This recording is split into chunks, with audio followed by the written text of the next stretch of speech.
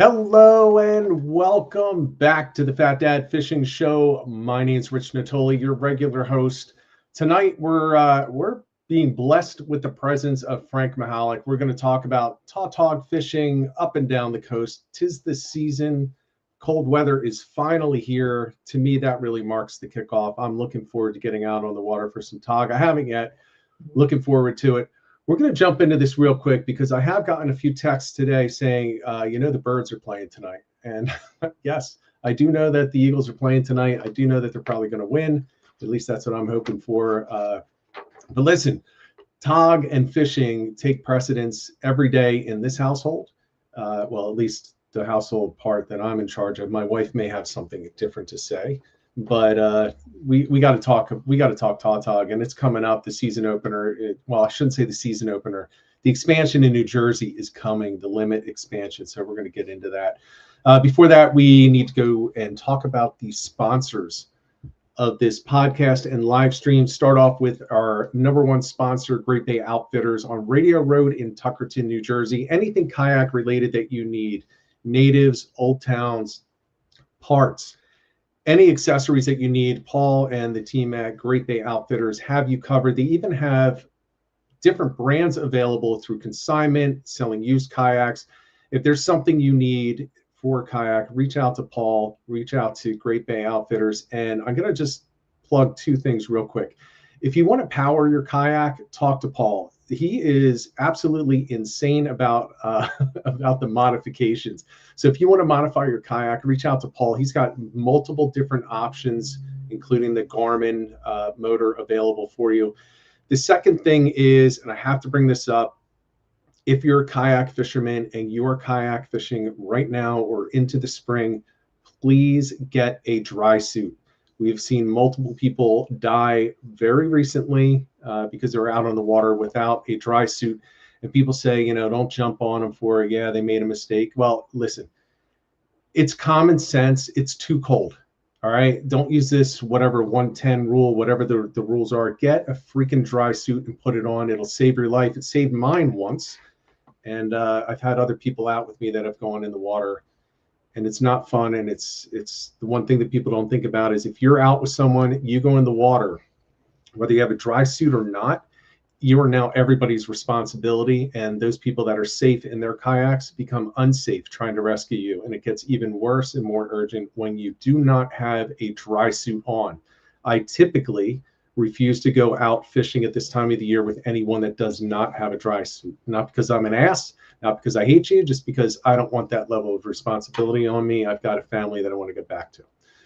So that's my little preach. I'll get off the soapbox and we'll jump into our second sponsor, Quad State Tune. Kevin Driscoll is your man. If you have a Toyota truck, Tacoma, Tundra, 4Runner, especially the third gen Tacoma, these tunes are for the engines. You spend a lot of money on these great trucks, so why not get them tuned in and get that increased horsepower, torque, performance that they can deliver for you. Kevin can set you up with that. If you aren't sure if it'll work for your truck, give him a call. He'll help you out. Again, 484-633-5975. And the last one is me, residential real estate, also some light commercial work. I do have commercial clients as well. Southeastern Pennsylvania. If you're looking for real estate, buy, sell, invest, give me a call. I am out of the Weichert Cornerstone offices in Bluebell, Pennsylvania, and Collegeville. So I have two offices that I am at. Would be happy to help you. My number 267-270-1145 or natolirealestate@gmail.com. And with that said, we're going to jump over to Frank. Enough is enough of me. I'm bringing Frank on stage. Frank, good to see you again, man. Thanks, Rich. You too. I got to tell you, we were talking backstage. I have not been out for tog yet, but I was following your trip north of here, which happens to be into the heart of the viewers and listeners of this show. New York and north is actually the majority of our viewers and listeners now. And you were up in their territory fishing, and I cannot wait to hear firsthand how that went for you. So why don't you jump into a little bit of that? Well, let me just share something, man. A couple of years ago, everybody kept saying, "Oh, you got to go up to Newport. You got to go up to Rhode Island." And I'm kind of funny. Like if somebody tells me I have to do something, I'm not doing it. You know, but when enough people say to me, "Hey, Frank, we're going on this trip. Why don't you come up there with us?" Well, that sounds a little different. And I went up there last year and I fished with Mike Littlefield on Archangel, and it was phenomenal. I mean, like Instabite for 2 days straight. It was a little nuts. So this year I made two trips. So I went up there for 2 days last year. This year I went up there for 2 days, two separate times, and I fished on Carl Rose with Carl, and then I fished on with Captain Connor on what's the name of Connor's boat? Connor just put the new state record on his boat yesterday on tall tales. Yeah, Connor's no joke. But let me tell you what, bro, those guys up there, those boys can fish. And I'm really realizing something because I got a call from a friend of mine named Ray, who's actually a mate on one of the boats I fished on. And we fished together a few times down here. He came and fished with me with Tom Daffin. And Ray texted me the other night, and we're sitting here talking about rigs. We're sitting here talking about the V rig and how far up from the hooks do I tie my knot. Right. And this is a V rig. Okay, it's just a big loop here.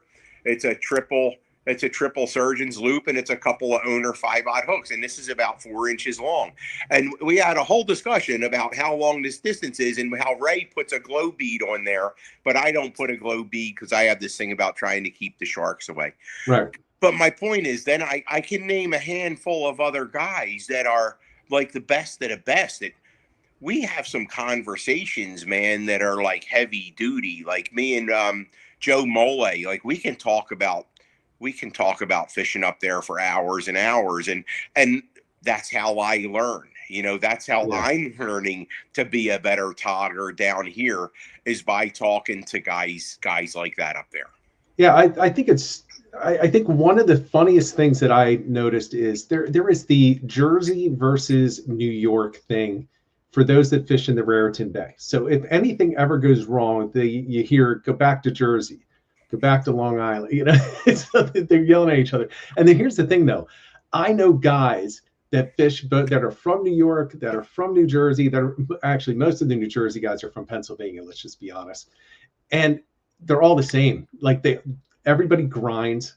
Like it's people say, you don't grind like Jersey. Yeah, they do. Yeah, they do grind in New York, and they do grind in Jersey, and the tactics are nearly identical, and they transfer 100%. As far as I've learned on every species that I've ever talked, if you can do it in Long Island, if you can do it in New York, if you can do it in Rhode Island, you can do it in Jersey, you can do it in Maryland. I mean, it just transfers. We're not talking Florida versus Massachusetts here. We're talking the same fishery. Yeah, maybe there's different, what are they called? Like the Tautog up in New York are a whole different population than New Jersey, right? But they act exactly the same. It's the same freaking tactics. I'll tell you what, though, Richie, those fish up there, getting them in the shallow water, though. Oh, it's different. Those Tautog up there in Newport and up there in Long Island, it's like they're mean, man. Like, I mean, they are mean. I mean, I caught a 9-pounder. I thought for sure I had like a 13, 14-pounder. Because when you hook them in 40 foot of highly oxygenated water, they can't go down. It's not a vertical fight anymore. I'm not in 100 foot of water. It's, he has no place to go but out. Right. It becomes a whole different battle. But, to your point, the guys that can fish, and whether you're having a good day or a bad day, it doesn't matter. I pull into a parking lot. My first day fishing up there, I look up and I see it's 5:30 in the morning. I see a guy drive by me in a dark pickup truck, and I recognize the beard. I'm like, hey, I think that's Sully. I think Sully's up here. Oh, Sully's there? I go over there. I'm talking to Sully. Then I'm talking to a couple charter captains from Cape Cod. And then I'm talking to a few of my other buddies that the only time I ever see them is in the parking lot at Newport this time of year. And, it's funny because you see them and you go over there and you hug and, hey, man, how you doing? And let's go get them. And we're all on different boats, and that's it. I won't see them for another year. But you know what? We have respect for each other because we know that we're toggers. We know we're good. And we know we work hard to just be good guys. Yeah. Doesn't mean I'm any better than anybody else. We just have respect for each other because of what we do. Yeah. One of my favorite things is you had invited me on a trip a couple of years ago, and we were talking about it. And you were saying, yeah, I like to invite gentlemen to fish. Like, and the people that you mention are like, they're the helpful, like engaged. It's not that they're all over the place, but they're just like, they're helpful with each other, and they're just really great guys. Like Sully, I got to meet him. What a great guy. And he's not all over the place, but he would just like a little comment in your ear, a little suggestion. It's like, oh, thanks, man. Because he's a much better tog fisherman than I am, and I learned that very quickly. Well, Rich, I mean, we go out there to have fun. I'm not going out there to tell people how I do it or to tell them what I think they're doing wrong. Unless they're next to me and they're bouncing their sinker on the bottom, then I'm going to give them the look like, quit bouncing that sinker, or you got to go to the other side of the boat. But that's just it. Guys like that don't get on my trips. You know what I mean? I mean, believe me, man, I got a book of trips, bro. It's like, I'm sitting here looking at here's my book. Here's my trips. This is November. This is December. This is the only way I can keep organized with all the names of the guys that are on each trip. Because when I write it on a little calendar in a little square, I don't have the room to write each of the guys' names. Yeah. And then if somebody crosses off, I got, I got this little tiny 1-inch square. So I started using the calendar and this bigger book so I can just have a little more room to make a mistake. Well, I've learned that it's your trips that people want to get on, and those are only the trips that you're kind of coordinating. You've got all the other ones that you're getting invited onto as well. So, and that's a thing too, man. It's all about, I invited a guy out one time. I invited him out. He's on my trip, and then a couple of weeks later, he had a trip and he didn't invite me. And I said, you know what? This is going to change. This is about reciprocal invitations. If I'm going to invite you on my trips, even if I don't go, I at least, hi, babe, how you doing? I at least want to be included. I at least want to be invited. And if I can't go and if I'm working or whatever, that's fine too. But if I'm going to go through the trouble of inviting you and you're not going to invite me, okay, I'll cross that name right off. Yeah, no, I hear you. I hear you. Well, hey, do you want to go on the trip for the Fat Dad Fishing Show? When is it? December 7th? December 7th. December 7th. Let me look. And by the way, for anyone that while you're looking, that day there are I think less than 10 spots left on the entire boat. Are you ready? What I'm doing on December 7th? Yeah, let's hear it. I'm on Legal Limit with Dennis Mullenforth, Sully, Casper, John Creeley, and Frank Holisi. You know what? I actually knew that because Creeley called me and told me, he's like, yeah, I'm with Mihalic.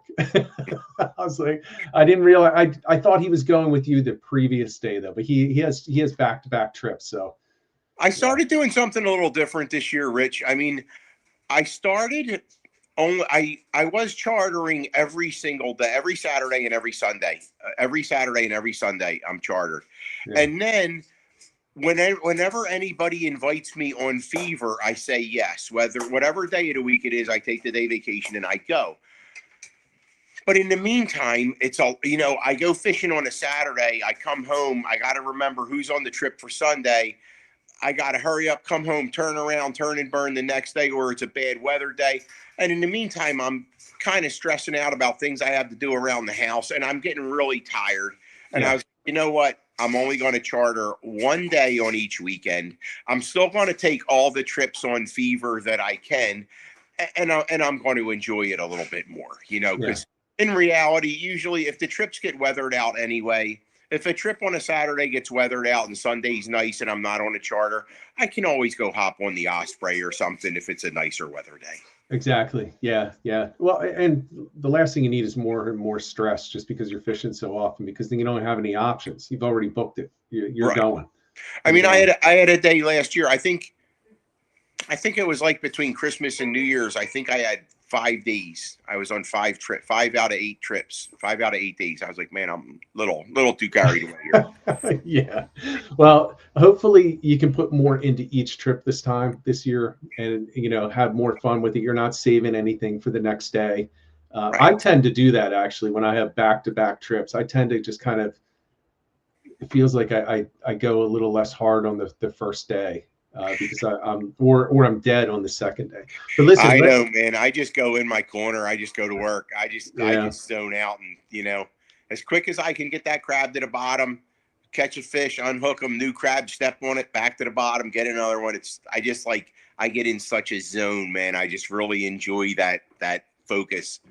Well, we need to dive into those tactics. So for those that are unaware, Frank, look, you put on clinics on how to target tog.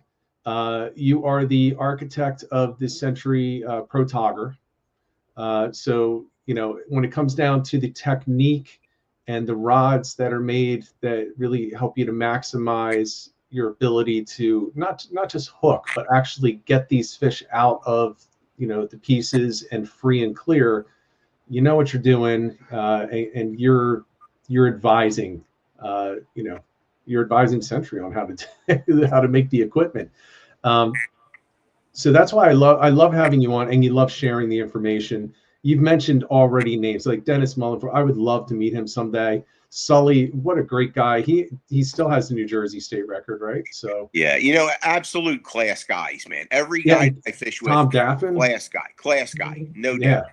Yeah, those are all guys that would love to meet, and it's when you surround yourself with people like that, you can't help but pick stuff up too, right? You're not only sharing, but you're picking things up. So well, that's what happens as you get better and better, as you become a better and better fisherman. You can be the big fish in the little pond, and you feel like you're good, but who are you learning from? And exactly. I don't buy this thing. You can learn something from everybody. Yeah, you can learn how not to be. If you go watch a horrible fisherman, what are you going to learn? How not to do something? I mean, who's challenging you to really do better? I tell you what, you should be on Fever when you hear a conversation between some really skilled guys, and we got in a whole conversation with Tom Daffin about how come he ties a snafu with a 5-turn dropper loop. Why has it got to be 5 turns? It was about a half-hour conversation. I swear to God, it was funny as hell. Yeah. Here's a from Paul. By the way, as I bring this comment up, he did already say that he does not see his name in that notepad yet. He said, if you want to find out how badly you suck at togging, fish a couple trips next to Frank. Yeah, you're just the quiet guy, just reeling in the big fish. No, man, I'll tell you what, Paul is an absolute class guy. I had such a great trip with Paul one day. And I got to say, one day, talk about being a gentleman. One day I went to the AC boat show, and I go in there and something happens, and I had to park somewhere, and I needed $20 to park. And I got in there and I had my Visa card. I had like a $10 bill, and I saw Paul, and Paul gave me $20 so I could get my car out of the parking, right? Yeah. It took me like a year and a half to pay him back that $20. I couldn't wait to see him so I could pay him back that $20. But what a gentleman. I had a great day fishing next to Paul one day. We had a great time. And if I'm not mistaken, one of Paul's buddies I think he caught an 18-pounder on the jig that day. We were fishing Reef Site 11 on Fever. Yeah, it was. Thanks, Paul. I appreciate that, but I don't always win. I still don't have my 10-pounder, so I'm hoping I'm hoping to get some more tog trips in. Actually, starting in January, I'm going to do the one on the Osprey, and then I think I'm going to just wait until the colder weather in January, which is really when I like to do my togging. The colder, the better for me.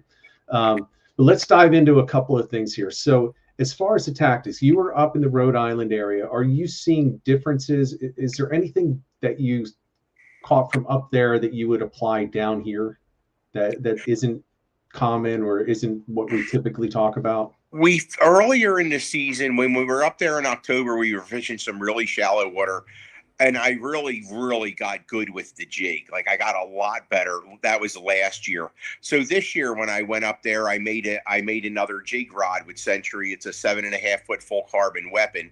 And I love that thing for fishing the jig. So when I came down here this year in the springtime, there was an awesome bite at Wildwood Reef for about the whole month of April. We had great fish at Wildwood Reef, and I caught a 13-pounder on the jig on Wildwood Reef. So I'm doing okay on the jig now, but that's not as big as I have on the rig. But I have to do something at least respectful. I mean, yeah. So when you say shallow water, what depths are you typically talking about? Like less than 70 feet. Okay, so less than 70 is where you would consider a jig. I would consider a jig anywhere if Okay. the current is right, if the tide is right, if the conditions are right, if what I'm fishing is right.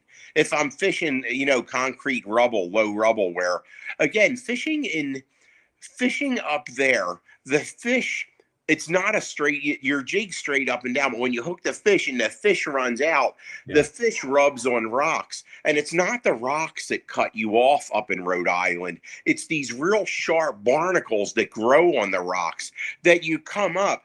And I mean, up there, I'm fishing 20-pound line with an 80-pound leader. It's like 8 feet long, and it's coming up shredded. So it's like, don't again, if the guy, I talked to a friend of mine and he was going up there a couple of days ago and he's like, oh yeah, I fish 20 on a leader. I'm like, not up there, oh yeah, I do. I'm like, dude, you better bring your 60 and your 80, because if you fish 20, you're going to cry a lot. Yeah, exactly. It just doesn't work up there. Where down here we have, down out of Cape May, we have mostly soft growth on our rocks and on our wrecks. We don't have so much tackle shredding barnacles like they do up there. Yeah. I mean, if you're going to get snagged or you're going to lose it in the structure here, it's because it went into the structure. It's not, it's you're screwed either way. But yeah, up there, the barnacles, it's not because of the size of the fish that you're going up on those leader sizes. It's because you're going to be grinding against that with every fish that you get. Well, when I had that fish on Wildwood Reef, man, I'm fishing a Saltiga, a Saltex 4000 reel. This one here. It's a 4000. It's a little bigger than usual. It's got a big handle on it. What did I have? I had 50-pound leader. That fish didn't take a click of drag. Didn't take a click. I had that drag set on murder. Absolutely. Yeah. We were in the hallway. I got a new reel and I'm messing around. Something with an accurate reel. They have this new reel that I've been trying to use. It's called an Ascender. It's a 300. It's a really sweet little accurate reel. It's a really nice blackfish reel. And we were working on this, and I was in the hallway with Brian Mignon, and we were trying to check out the drag, and we were pulling on it. He's like, yeah, that's all I got. I'm like, no, Brian, go more. He goes, no, I can't. I'm like, Brian, use two hands. Put one hand on the handle and one hand on the star and crank that thing.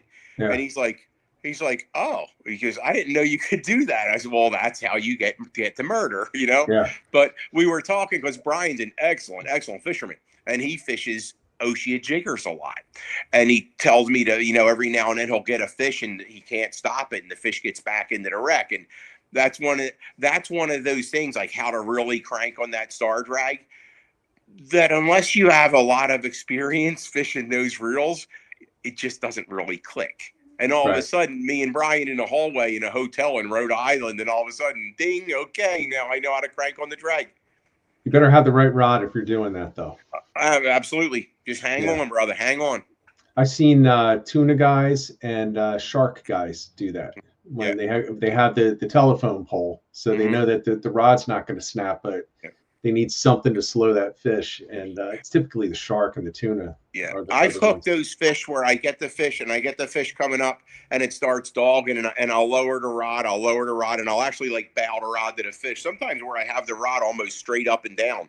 Yeah. And he's still not taking it. I mean, I've caught 18-pound fish that don't take a click of drag. Yeah. But if he does get drag on that first run, you're shot. Now I'll get the fish up 20 or 30 more feet, and then I'll drop a couple clicks off the drag. Right. Yeah, I have the hat. I got to improve my my tackle. I've had a couple of fish that I've had them well clear of the bottom, and they've dogged it straight back in, and I couldn't stop them. Yeah. To the point where I'm thumbing the thing and burning my thumb trying to stop them. I was like, I'm max drag at 23 pounds, and this this goes straight down. I guarantee you, if you have that reel at 23 pounds, that fish is not taking a click. Let me show you how to set your drag. Well, so this isn't a star drag. This is one of those the little dial on the side. I was like, this sucks. Lever drag? Yeah. No, it wasn't even a lever. It wasn't even a lever. It's like a little dial. Like you just turn with your fingers. I was like, this is stupid. This is absolutely You know what else? I don't use that reel anymore, by the way. The way I'm fishing, it's like a whole system. It's like the Ascender reel on the Tautog rod. It has 65-pound braid. It has an 80-pound top shot and 80-pound leader to my rig. I have another one that has 50-pound braid. It has 60-pound top shot and 60-pound leader to my rig. So if we're trophy hunting, if we're going to a really nasty spot, I'll use the 80. If we're fishing more, if we're, fishing 100 foot of water or just regular reef sites and stuff, I'll use the 50-pound braid with the 60. Does that make sense? It does. Yeah, it definitely does. And I think, well, let me ask you this. Do you notice any difference in the amount of weight that you need to use between those two? I usually fish a 10. A 10? I usually fish a 10. If for some reason, if I'm fishing like Reef Site 11, if I'm in the mouth of Delaware Bay, if it's a moon tide, it might, if the wind is with the tide, I might feel that 10 walking just a little bit with the 65. But then again, at Reef Site 11, I'm probably using my 50-pound outfit. I don't use my 65-pound outfit till if we start running offshore. If we get it, that's the thing. If we get a day where all of a sudden it's a bluebird day, winds less than 10 knots, it's going to be 2 feet, 2-3 footers. The captain will say, "Hey, do you want to make an offshore run?"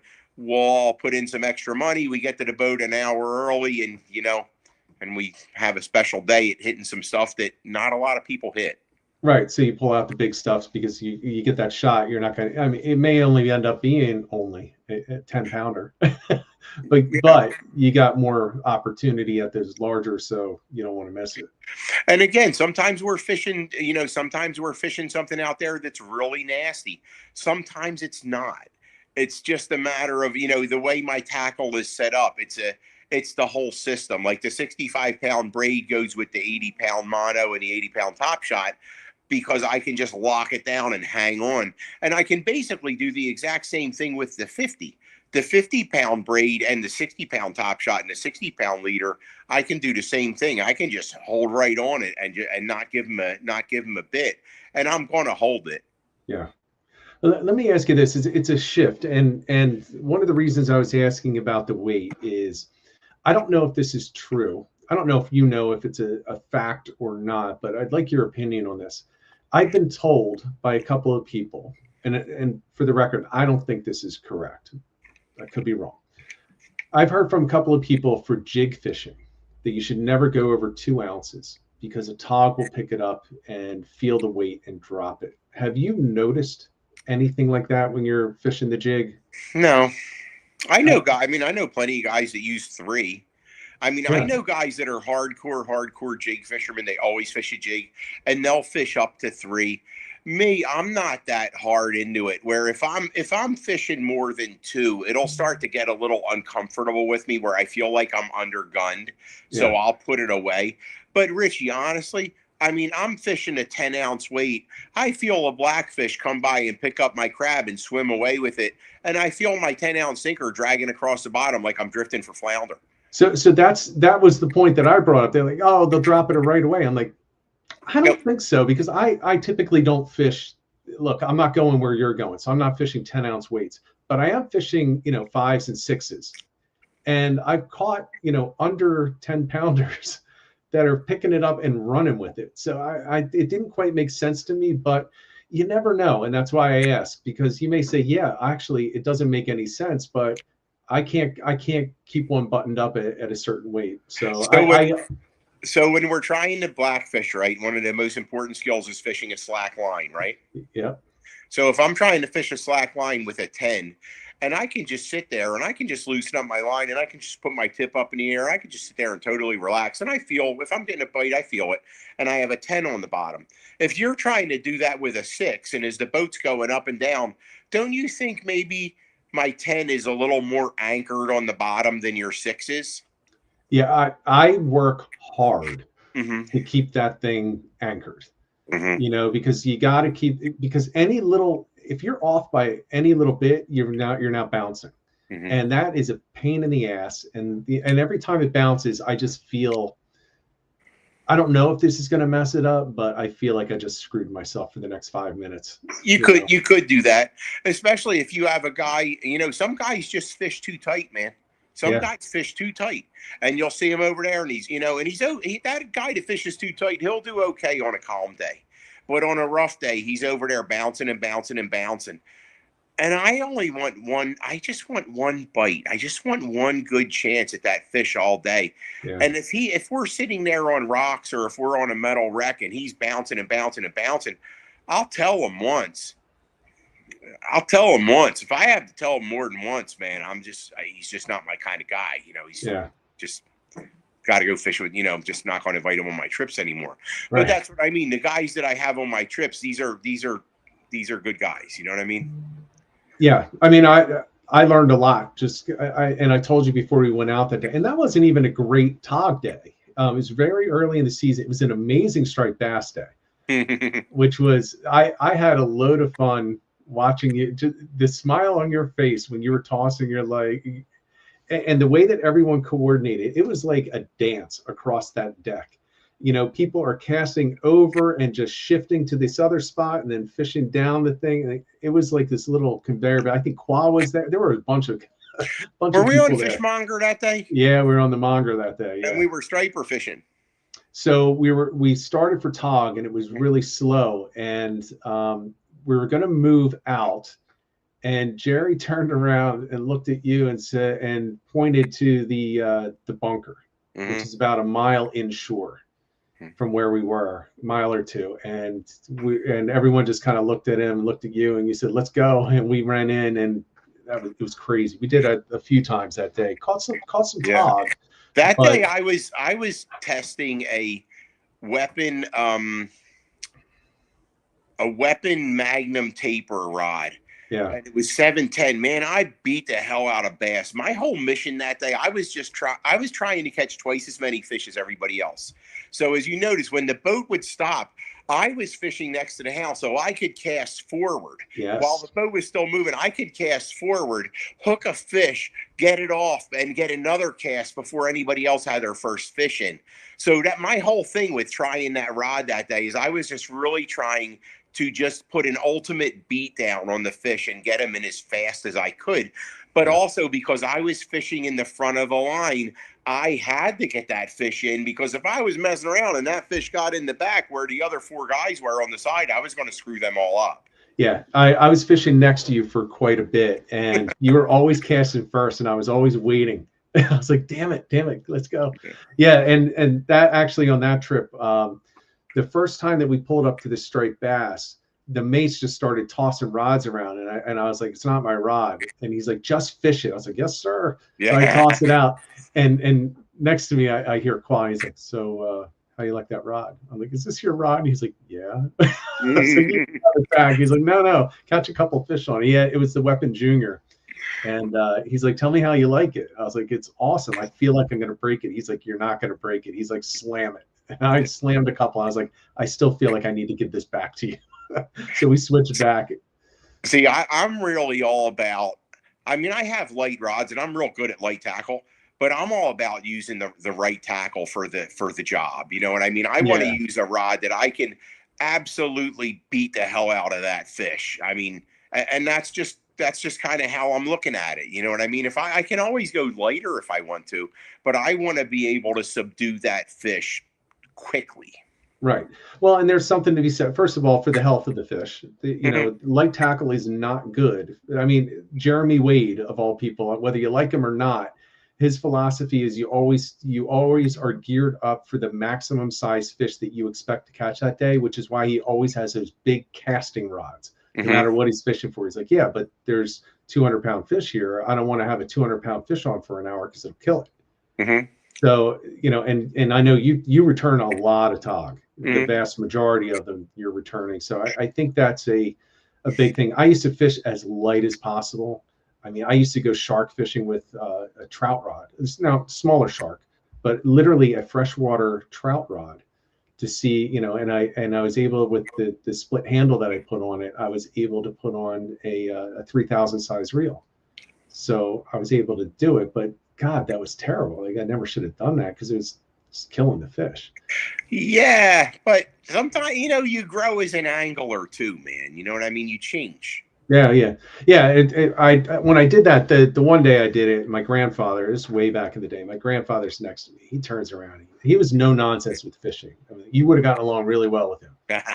And he's looking at me, he's like, what the hell are you doing? It's just me and him. And I got this little ugly stick that I had retied and everything. And we're fishing for bluefish and flounder out in the Delaware Bay, back when it was a good fishery. And, been there. Yeah, he's like, what the hell are you doing? I was like, oh, I just want to see if I can break this rod.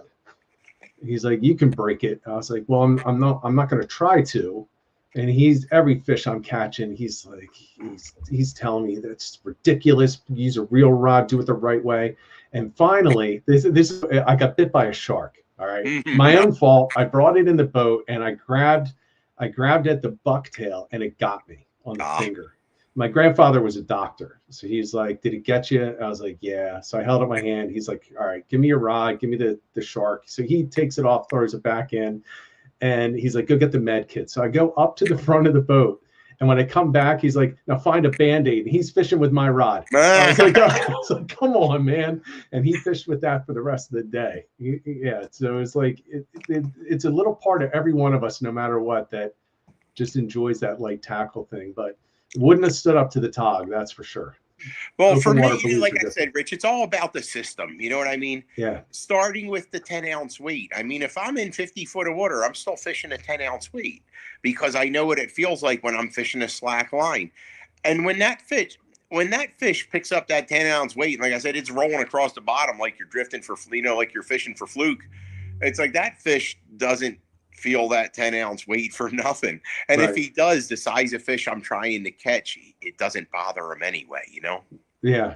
So let's talk real quick about it. So your whole setup, because you are definitely a system angler. You're like, as Paul had mentioned, or somebody had mentioned in there, you're like a technician when you're out there. Like you have it dialed the way that you want to have it dialed, and all the way down to how you hold the rod, how you set the hook.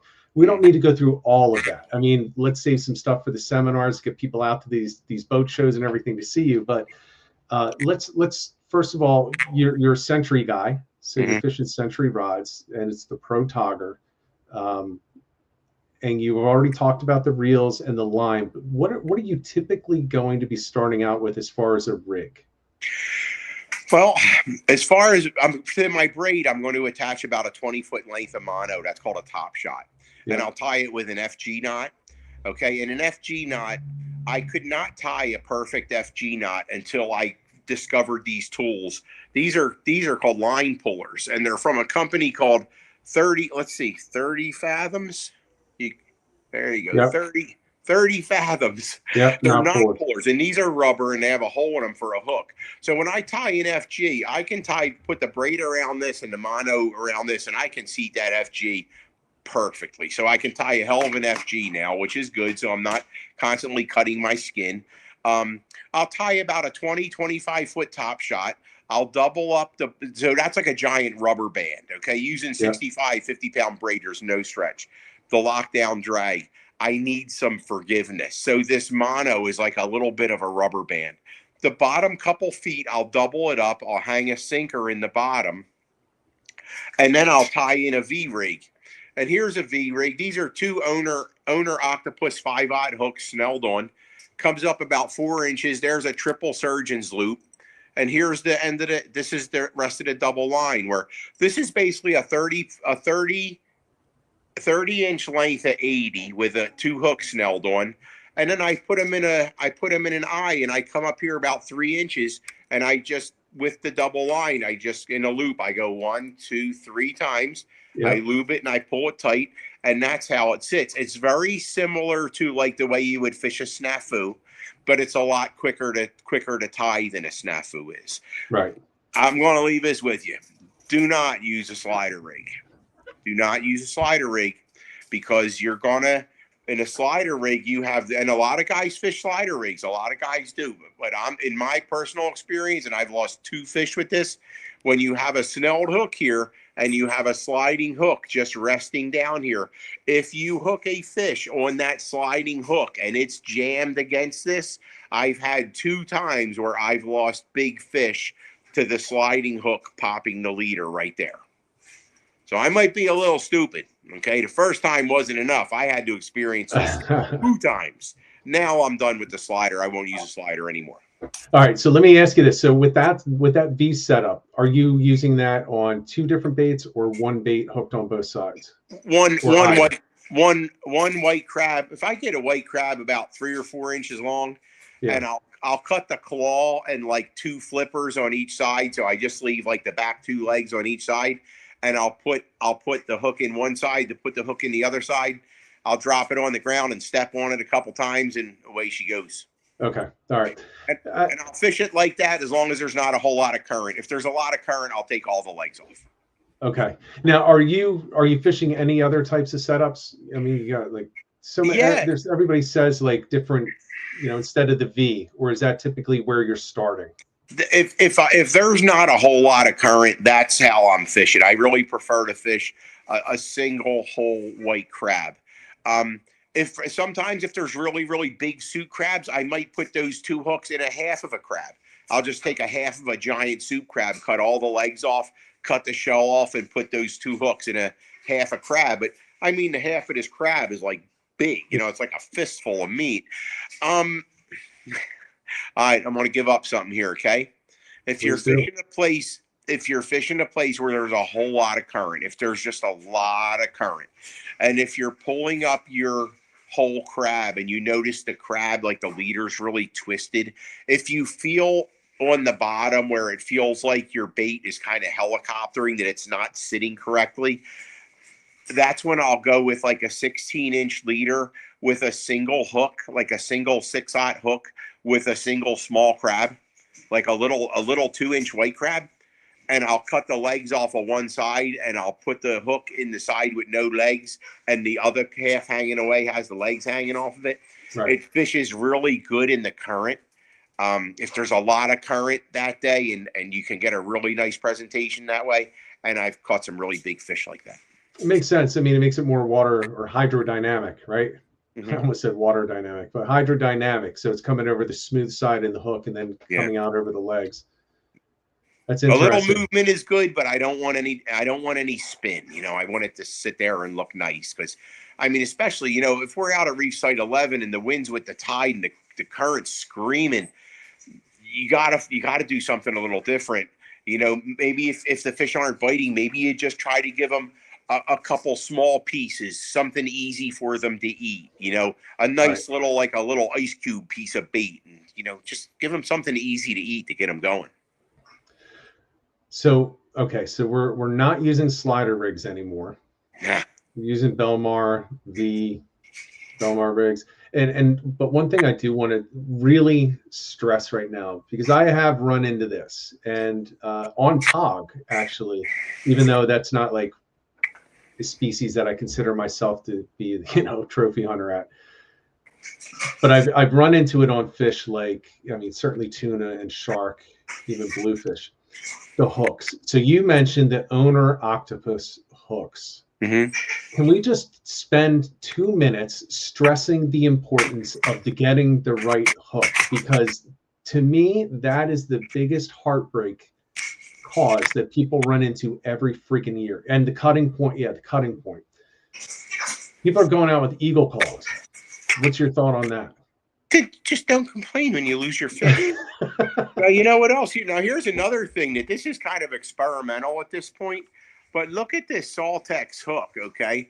And this says that it's a 2/0. It's really more like a 5/0, But look at the size. It almost looks like a barbarian hook, the way it has that funky bend. It's a really heavy wire hook, and it really the way that bend goes in the crab and out of the leg. This is really a cool hook. This thing's been doing really, really well. They're not quite available yet, but they will be, and it's a really good option. But if you're spending all that money to go out and go tog fishing, use this. Because if you're using it, and it's funny because I'll get into a conversation with a guy, he messages me, and we start going back and forth, and what are you using? And I show him what I'm using. And then he'll send me a picture of a snafu tied with like these red beak hooks. And I'm like, all right, good luck. Good luck. I'm sorry, but I'm not going to stare and tell him like I wouldn't fish that, but I don't want to make people feel bad. If that's how he wants to fish, it's okay. Yeah, I think an important point, though, is I think as fishermen, generally speaking, we tend to be tempted to spend our money on sometimes the wrong things. Mm-hmm. Everybody wants a great reel for small fish, like fluke. You don't need a great reel to catch fluke. I don't care if you catch a 14-pounder. You can still get it on nearly any reel that's out there, whether it's a $30 reel or $200. But people are going out and they're fishing their $300 reels that are just set up for fluke. Well, remember, Rich, the hook is at the end of the leader. It's at the end of the top shot. It's at the end of the braid. It's at the end of the reel with the lockdown drag. Yeah, so there's not much forgiveness there. Exactly. And I think that, that's where you want to spend your money. And it's not like it's a lot of money. You want to spend your money on the rod. You want to spend your money on the hooks, the terminal tackle. Mm-hmm. And, I don't understand the thought that I'm going to go out there with this great setup that I spent all this time and effort to put together, whether it's the best or not. It's what I think is the best for me. I got the rod that's going to work. I got the reel that's going to work. And now I got these $2 hooks. And when you're talking about a tog, they're going to bend the $2 hooks. Well, Jigging World makes these. They have these hooks now. They're called Z-Blade that a lot of the charter captains use. They're very, very good hooks. Mm-hmm. I haven't seen one of them bend. So there are some better hooks coming out in the market that are very good. But for me, like the shape of that hook, the very thick wire shank, the short bend, the cutting point, the size of the wire with the short shank and the large bend, it's all part of the system. To have a thinner wire or to have this wire with a longer shank, well, that's what's going to make it bend because now the leverage point is too far away. Yeah, I'm interested to see how those tsunami or the Saltex do, the tsunami Saltex, because it is a longer, even though the shank isn't long, it is a much more surface area or length to that hook with that bend. I started using them about a year ago. Yeah. But let me see if I can get it. Where is it? It's tough because we have this smaller viewer here. There you go. See the bend? It's a kind of a funky bend on that hook. Yeah. But it's a really heavy wire. And man, they're strong. They're really strong. I've caught some pretty big fish on them, and they haven't. I can tell how strong a hook is if I get it snagged in the bottom and I'm pulling and I'm breaking it out. If I straighten the hook out, or if I break the point off of the hook, or if I can get the hook back and maybe the tip's just dull, but the hook's still intact. Yeah. That's kind of what I'm hoping for. Yeah. Yeah. It's like some of the jigs that I've used. One of the selling points was, well, it'll bend, but it'll go back to its original shape and still be strong. I'm like, I don't want to make it bend. I'd rather have to resharpen the point. Who told you that lie? I've had a lot of people tell me that. But once you bend it, it's never the same. I'd rather have to resharpen a hook that didn't bend.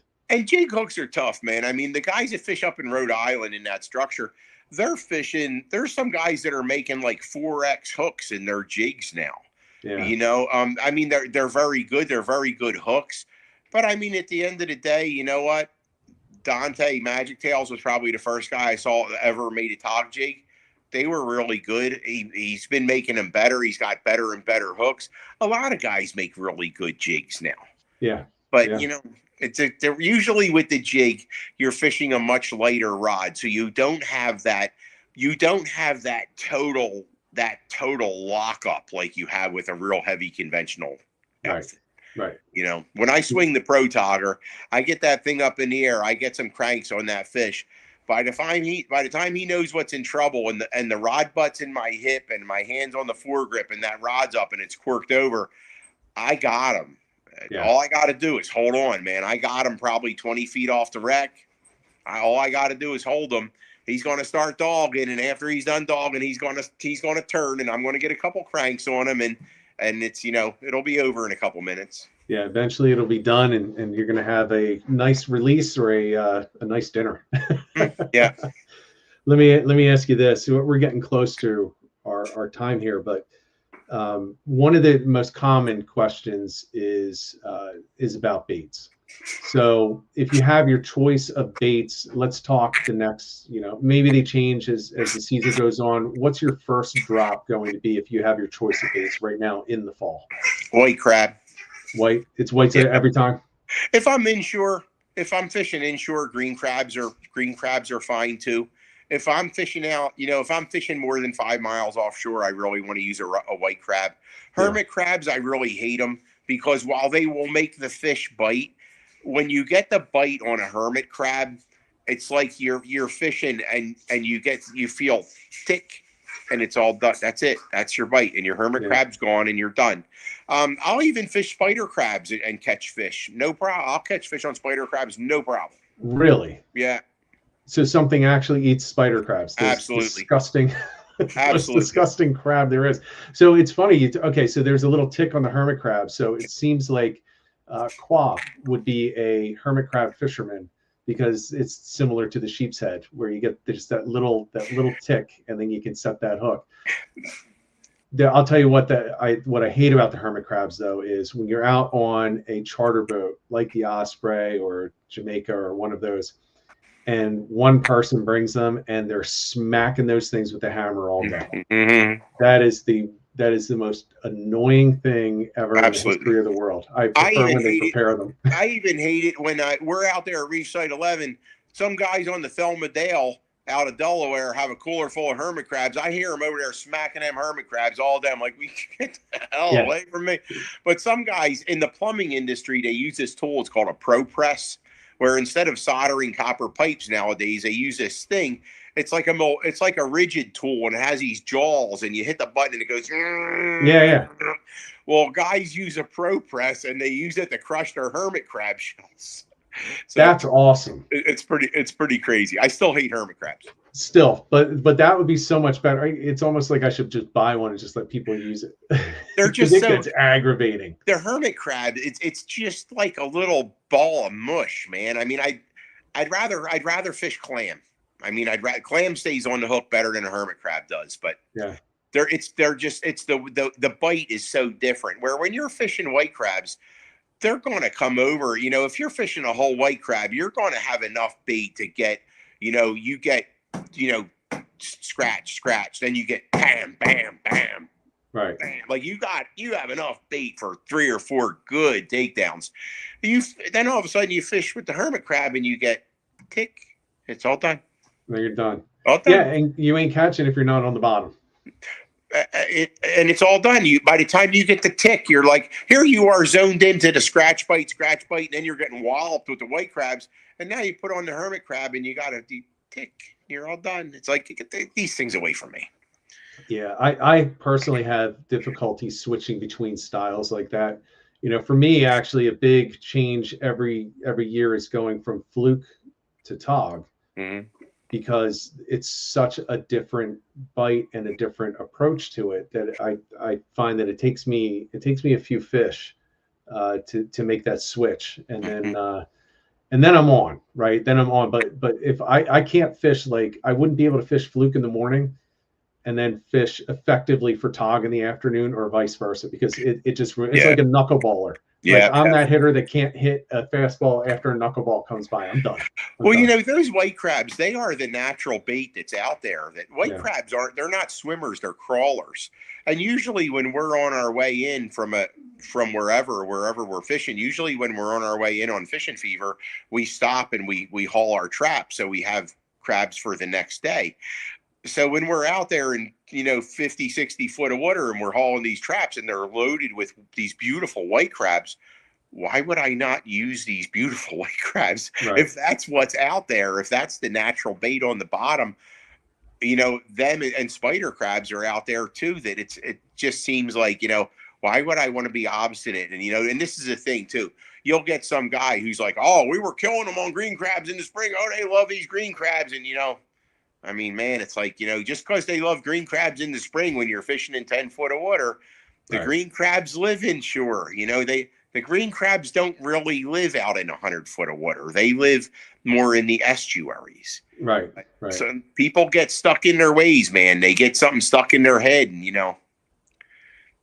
I think people overthink fishing way too often, right? I think it, and I think, look, I think the tackle companies do a lot to kind of foster that. Like, you have to have this bait, you have to have this soft plastic, you have to, everybody, the no live bait needed. It's like, it's literally the same as 90% of the other ones. It's like, no, I don't have an NLBN, but I do have the identical soft plastic from 3 other manufacturers. And it's not a knock against them as a company. It's just, I think you're overthinking it, you know? Yeah.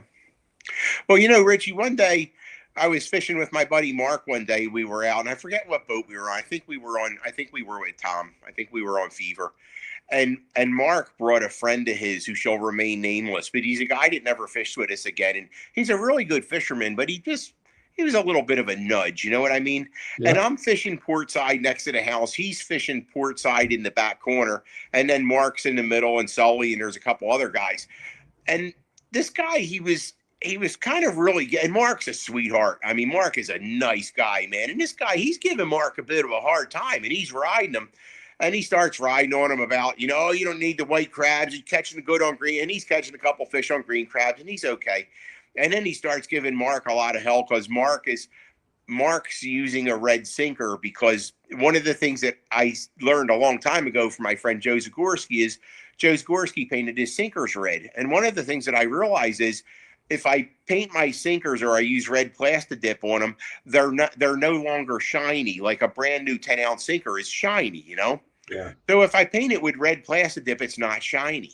So if I drop it to the bottom, if there's dogfish around and a dogfish sees a shiny sinker going to the bottom, he's going to come over and eat your crab. Or if you do get a blackfish bite and you miss it and you swing and the sinker comes up, the dogfish sees it, the next bite you get is a dogfish. So that's why we use these red sinkers.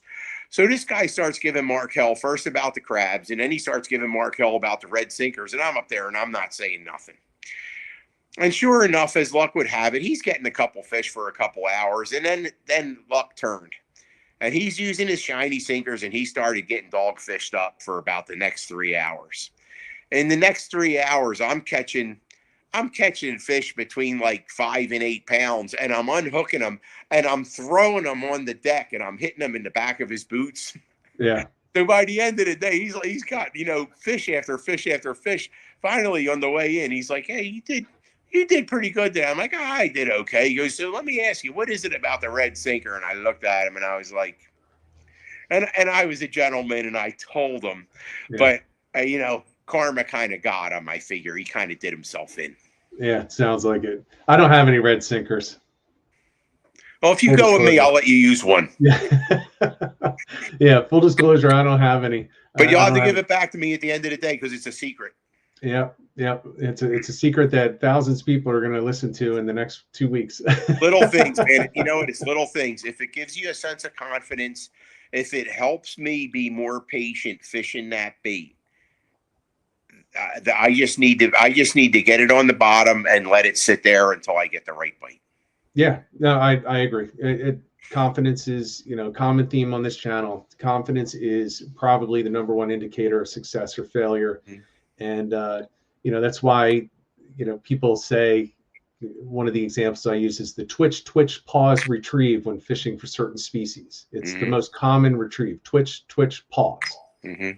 It's not because it's better. It's because that's what you're comfortable doing, and you fish it more confidently, because the guy next to you that's comfortable with a single twitch is going to catch the same number of fish as you, as long as you're both fishing what you're confident with. So I definitely believe in that.